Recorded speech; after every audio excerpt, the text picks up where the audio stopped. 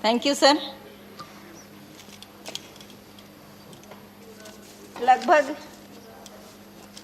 बहुत सारे वक्ताओं ने अपनी अपनी बात और अपने राज्यों की बात रखी है। उन्हीं बातों को मैं दोहराना नहीं चाहूँगी और मैं कुछ अपने राज्य की भी बात रखूँगी।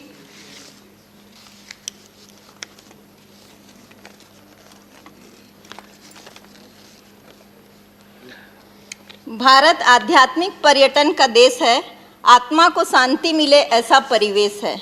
अतिथि देवो भव अर्थात अतिथि देवता के स्वरूप होते हैं और भारत की परंपरा रही है कि अपने अतिथियों का सम्मान करना और सम्मान करने के लिए पर्यटन एक बहुत अच्छा अवसर है और एक बहुत अच्छा जगह है। और पर्यटन सभी प्रकार के हैं, धार्मिक है, राजनीतिक पर्यटन भी आजकल चल रहा है, सांस्कृतिक पर्यटन है, पर्यावरण है, पहाड़ है, नदी है, बहुत सारे पर्यटन में आते हैं और बहुत सारी पर्यटन के बारे में लोगों ने बताया है। भारत में पर्यटन सबसे बड़ा सेवा उद्योग है, लेकिन इसके सकल घरेलू उत्पाद में लगातार गिरावट आ रही है। करीब 9% का योगदान पर्यटन के क्षेत्र में लोगों को रोजगार मिलता है। भारत में हर वर्ष विदेश से 50 लाख विदेशी पर्यटक आते हैं और करीब 65 करोड़ घरेलू पर्यटक देश में भ्रमण करते हैं, जिससे राज्य को बहुत अधिक राजस्व मिलता है। यह हम सब के लिए अच्छी बात है। अभी अभी सम्मानित शुक्ला जी बता रहे थे कि बजट में बढ़ोतरी हुई है। शुक्ला जी ने ये नहीं बताया कि 2026 करोड़ का बजट पर्यटन में मिला, लेकिन पर्यटन विभाग ने मांगा कितना था? 1 करोड़ 111 लाख की कमी रही। जितना मांगे थे उसमें उतना का कम मिला, तो पर्यटन को कैसे बढ़ावा मिलेगा? 1000 करोड़। स्वदेश दर्शन में 1500 करोड़ मांगे थे, जिसमें 630 करोड़ मिला। महिला सुरक्षित टूरिज्म में 2019-20 में महिलाओं के लिए 1 पैसा नहीं मिला, 0% बजट रहा पर्यटन में महिलाओं के लिए। तो कहाँ से बेटी सुरक्षित रहेगी? आप कहते हैं बेटी सुरक्षित रहे, तो आप बजट ही नहीं दिए हैं पर्यटन में, तो सुरक्षा का सवाल ही नहीं उठता। पिछले दिनों कोरोना महामारी के कारण जो विभाग सबसे ज़्यादा चौपट हुआ वो पर्यटन विभाग रहा। सारे होटल बंद हो गए, मोटल बंद हो गए, टूरिज्म के सारे स्पॉट बंद हो गए और लोगों का पूरा उद्योग धंधा चौपट हो गया। लोग बेरोजगार हो गए, नौकरी से निकाले गए। पर्यटन विभाग कोरोना काल में पूरी तरह से चौपट हुआ। लेकिन अब जब कोरोना का संक्रमण कम हो रहा है, तो थोड़ा बहुत कहीं ना कहीं 10% की बढ़ोतरी हो रही है। 10% स्थान खुल रहे हैं, लोगों का आना जाना शुरू हो रहा है। और रेल जो एक बहुत अच्छा माध्यम है आने जाने के लिए, सस्ता है, लेकिन अभी पर्यटन को अगर बढ़ावा देने की बात कहें तो उस जगह पे रेल की कीमत दुगुनी हो गई है। प्लेटफॉर्म की टिकट 50 रुपये हो गई है। तो ऐसे में पर्यटन को कहाँ बढ़ावा मिलेगा?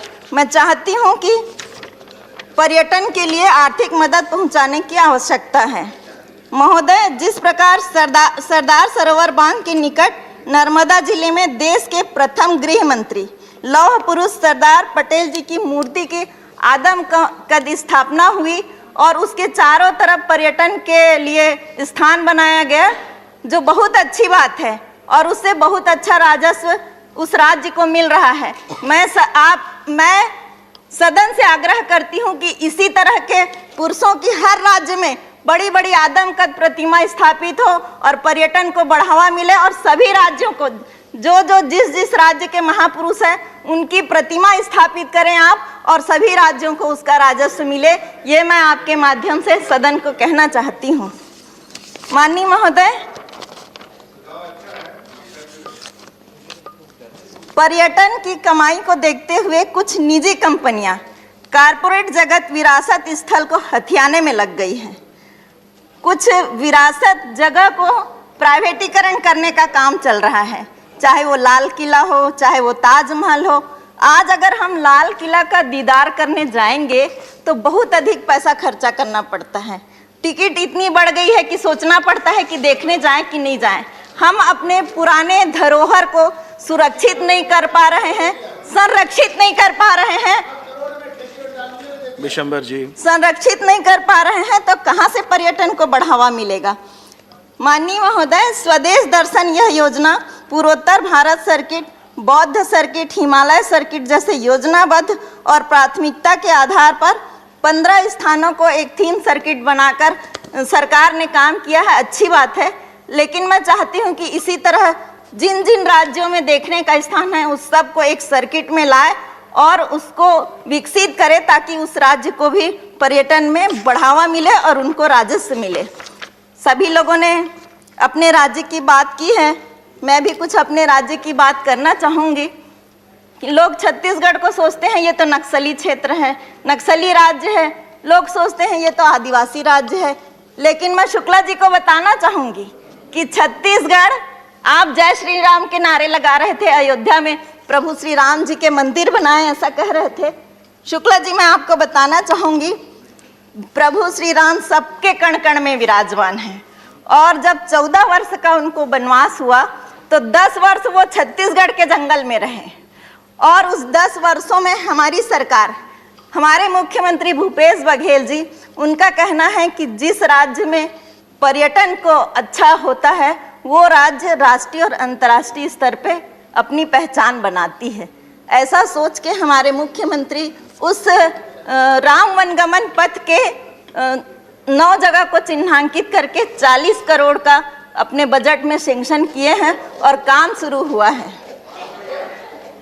मैं चाहती हूँ इस योजना को स्वदेश दर्शन में ला के सरकार उसको मदद करे, और राम वनगमन पथ केवल प्रभु श्री रामचंद्र जी अयोध्या में राज तिलक हुआ उनका, वहाँ बना रहे हैं राम मंदिर, अच्छी बात है। लेकिन छत्तीसगढ़ जहाँ पर 10 वर्ष वो व्यतीत किए उस जगह को भी ध्यान दीजिए और उसके लिए भी बजट एलोकेट करिए, ये मैं सदन से चाहती हूँ।